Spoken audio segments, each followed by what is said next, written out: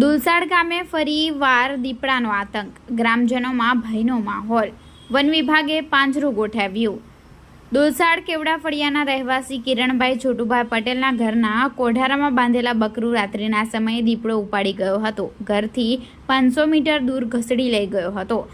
દુલસાડ ગામે કેટલા મહિનાથી આતંક મચાવી રહ્યો છે દીપડો, જેના કારણે ગ્રામજનોનું રાત્રિના સમયે બહાર નીકળવાનું ટાળવું પડતું હોય છે। દુલસાડના અનેક વિસ્તારોમાં દીપડા દેખાયા હોવાના વિડીયો પણ સોશિયલ મીડિયામાં વાયરલ થયા હતા। તો દીપડાએ અલગ અલગ વિસ્તારમાં શ્વાન, ગાય તેમજ બકરાનો શિકાર પણ કર્યો હતો, જેના કારણે ગ્રામજનો ત્રાસી ગયા છે। અને થોડા દિવસો અગાઉ દીપડો સ્મશાન ભૂમિ પાસે પાણીની ટાંકી પાસે આરામ ફરમાવતો હોય તેવો વિડીયો પણ સોશિયલ મીડિયામાં વાયરલ થયો હતો। જોકે દીપડાની દહેશતના કારણે ગામના આગેવાન દિલીપભાઈ પટેલે ઘટનાની જાણ ફોરેસ્ટ વિભાગને કરી હતી। ફોરેસ્ટ વિભાગે આખરે દીપડાને પકડવા માટે દુલસાડના કેવડા ફળિયામાં પાંજરું ગોઠવ્યું છે।